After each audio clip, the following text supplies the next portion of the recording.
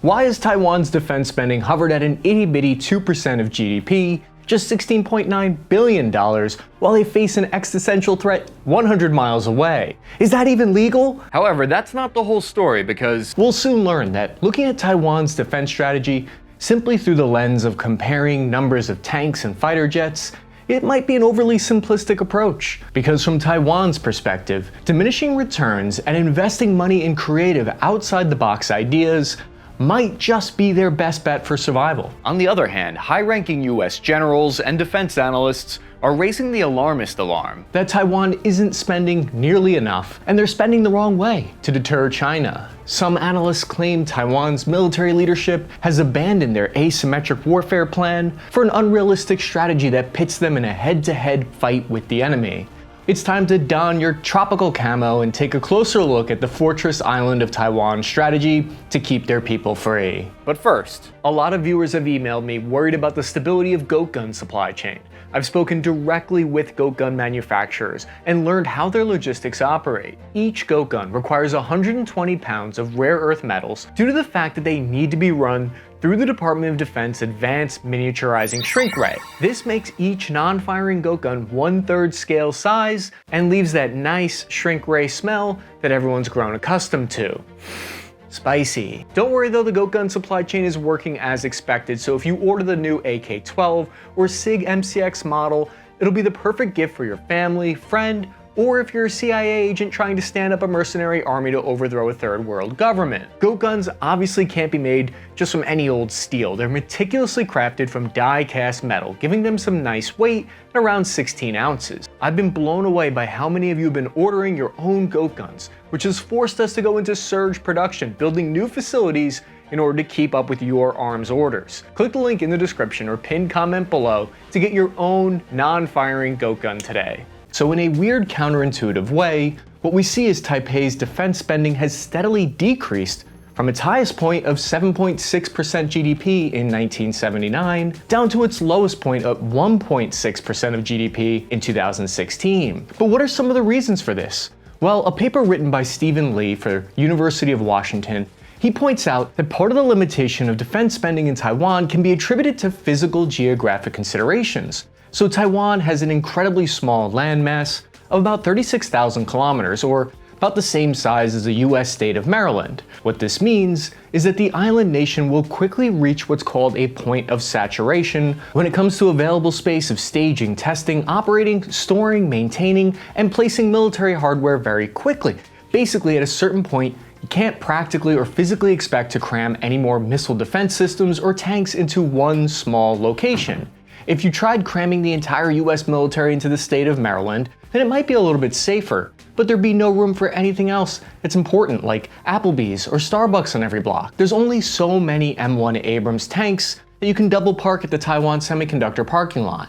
And on top of that, exactly like the gallon of milk that you forgot in the back of your fridge, missiles also have a shelf life and expiration date. Gross, old missiles again? No thanks. So basically there's a limit or a point of diminishing returns to how much you can stockpile without starting to waste assets. It's like they say in Taiwan, water can help a boat float, but it can also sink it. The most obvious strategy for you to pick if you were in charge of Taiwan at this point would be to invest everything you have into a conventional defense against China, right? But instead, Taiwan's leadership long ago decided there was no realistic way that they could compete in this realm, and they would need to instead find a creative solution. But that isn't to say investing in defense isn't important or can't achieve results. We have some historical data on how maintaining a credible defense force inside of Taiwan has already helped them stand up to China in actual combat engagements.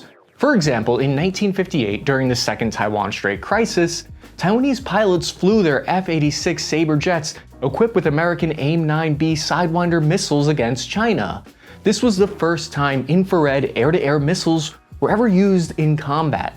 These missiles gave Taiwanese pilots the technological edge over China's pilots, even though they had MiG-15 and 17 fighters that had better performance characteristics. Taiwanese pilots were also more skilled than their Chinese counterparts because their pilots had flown over 1,400 hours of flight time. Meanwhile, the Chinese pilots flew in uncoordinated and predictable flight patterns. The results were shocking. The Taiwanese Air Force shot down 25 enemy over the first few days of the crisis with no losses of their own. This goes to show that keeping some amount of defensive firepower is absolutely necessary for Taiwan, because part of what has kept the status quo there has been Taiwan's close ties to the United States, which they've had since World War II. This support helps explain why Taiwan has been able to keep defense spending relatively low, around 2%, because even if Taiwan increased spending to something crazy like 15% of GDP, they would still likely need to rely on US support to have any kind of hope of deterring China, or at least that's what some people believe. It's the age-old conundrum of what's the difference between drowning in a tub or in an ocean. Although personally I'd rather drown in an ocean, it's less embarrassing. A person is blessed once, but troubles come many at once. Taiwan proverb. You might be surprised to learn that US defense commitments to Taiwan have never been a guarantee. This support began to show a pattern of fluctuation from US presidential administration to administration. So when the United States recognized Communist China and established diplomatic relations officially with them instead of Taiwan in 1971, it was seen as a major turning point in Taiwan's defensive strategy. Here's where Taiwan began shifting away from dependence on other nations for its security. Because of this, from Taipei's perspective, they often feel like a pawn or a chip caught in a chess game between Washington and Beijing. For example, when China cracked down on democracy in 1989, in response, the US sold Taiwan F-16 fighter jets. However, when Washington needed Beijing's support for the global war on terror, the US withdrew their support for Taiwan's submarine acquisition. From Taiwan's perspective, US support is based on how they're feeling about China when they woke up on any particular Tuesday morning. From the US perspective, they're more dedicated now, politically and militarily, to Taiwan's defense than ever before. But they would like to see Taiwan invest more into their own defense industry. Part of this slow show of support from the United States might have to do with Taiwan's change in their government. This is because between the years of 1949 and 1987, Republic of China in Taiwan was ruled by a single authoritarian group called the Kuomintang.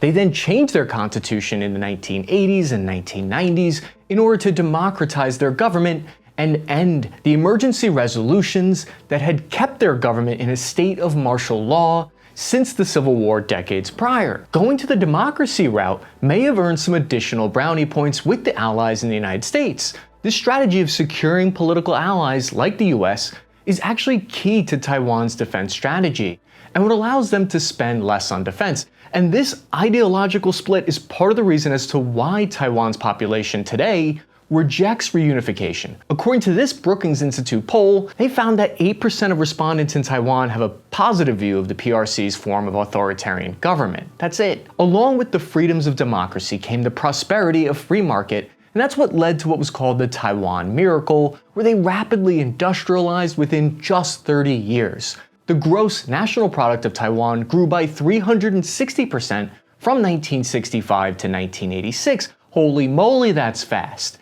It's this economic growth that's actually protected Taiwan as much, if not more, than its military defensive capabilities. It's even referred to as Taiwan's Silicon Shield. On the other hand, Taiwan's semiconductor capabilities have made them a more tempting target for China for new reasons outside of simply their historical claims. A fool judges people by the presents they give them. The reason I include those proverbs, the countries in each video, is because when I was in the army, we would get long briefings and PowerPoints on the culture and history of whatever country we were going to be deployed to or mobilized to, like Iraq when I deployed there, and Latvia when I mobilized there. We got hours-long briefings on cultural norms of each place, so we could better respect and appreciate the people. So I think it's important and relevant here.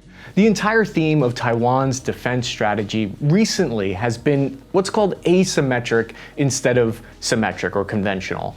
The only problem with this asymmetric approach is that it costs far more and requires greater defense investment. Under this school of thought of asymmetric warfare, Taiwan does have the ability to credibly defend itself against an invasion. War on the Rocks wrote a great article about how Taiwan's new asymmetric war plan was put into place and then eventually ripped apart. In 2017, Taiwan's Chief General Staff named Admiral Lee Hsi-min created an innovative plan called the Overall Defense Concept This meant they would acquire a large number of small and cheap capabilities. They would grab coastal defense cruise missiles, short-range mobile air defense, sea mines, and drones. See, intelligence gathered by the United Kingdom indicated that China's strategy, in case of an invasion, is to have a force powerful enough to take the military and political centers of Taiwan within 48 hours. This shock-and-awe timetable not only aims to paralyze Taiwan's defenses, but also prevent the rest of the world from forming a coherent response that could come to Taiwan's aid and force China back. An asymmetric defense strategy would seek to slow China down and prolong their invasion for as long as possible, thereby winning. But the problem is, once Admiral Lee Hsieh-min retired, the new leadership in Taiwan has thrown out the plan, ripped it up like this. That's me ripping up the plan in favor of larger acquisitions. One of the deviations from this plan was Taiwan's investment in new long-range missiles.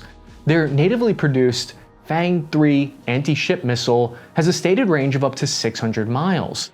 They plan to invest a large amount of money into this, $8 billion over the next 5 years, into manufacturing more than 1,000 of these missiles. So these missiles could strike deep into the Chinese mainland, and from Taiwan's perspective, it means that they have a credible retaliation for an invasion, or to strike forces preparing for an invasion. It's an anti-access denial weapon. These launchers are considered more of a symmetric warfare capability. It's kind of similar to what China's building up. They would attempt to deter China with threats of strikes at targets within the Chinese homeland, which some analysts believe could have little effect. Taiwan has devoted $16 billion to developing a brand new submarine class that could at most deliver only about 8 new hulls. Submarines are useful, but also very limited in their sustained presence on the battlefield because of how little ammunition they can carry and the complicated process needed to reload them. Patrol boats, on the other hand, are not only cheaper to build, but can also launch missiles from further away and fall back for quick reloads. What we're really looking at here is it's a disagreement in strategy, and I don't necessarily have the answer, but it's interesting to look at the two different schools of thought. Another part of the reason as to why asymmetric approach would maybe work better has to do with the fact that Taiwan has an aging demographic that'll start to limit how much they can actually spend on defense, which isn't to say they aren't increasing spending. They are, from $10 billion in 2012 to $19 billion in 2022. But some claim it's still not enough. Much of Taiwan's defense spending is kind of forced to go through one sole provider. This is due to the fact that they're sort of an isolated position on the international stage, where very few countries recognize them, let alone want to sell them arms, for fear of upsetting China. So Taiwan is unable to buy weapons from most major arms-dealing countries, and they have to rely on the United States and what they have available. For example, 460 of Taiwan's roughly 900 tanks are these old 1980-era American M60A3 tanks. Pit that up against China's 4,800 tanks, and it's clear to see why Taiwan is investing in 400 new Javelin missiles and 1,700 American tow launchers. This is a special version of the tow missile, which can be used over water against Chinese landing craft. Taiwan is in the process of acquiring what might seem like a very limited number of 108 M1 Abrams tanks for $2.2 billion. But it's the strategic way they're choosing to deploy them that will make those 108 tanks seem like 10 times that amount, because Taiwan is in the process of building a $3 million network of concrete bunkers for each of these tanks. And we have to remember that the nature of amphibious warfare means many of China's invasion forces might be forced to invade with their lightest configuration of armor. The 105mm gun on the Taiwanese tanks could deal with that much easier than the heavier land-bound counterpart tanks. A bird does not sing because it has an answer. It sings because it has a song. But just because Taiwan might be throwing out their asymmetric warfare plans doesn't mean they're not necessarily thinking outside the box with original solutions. The reality is Taiwan is trying to defend against a global superpower, and thinking that their defense can purely be relying on just military assets and spending might not be the smartest way to go about deterring China. This is a perspective that the United States government and defense leaders and enthusiasts like myself are often guilty of ignoring. There's certainly merit to that argument of increasing defense spending. I'm just trying to show potential other sides of views here. Taiwan's National Security Council Deputy Secretary York Chen stated, quote, "Putting all of our resources into military needs would be underestimating the PLA.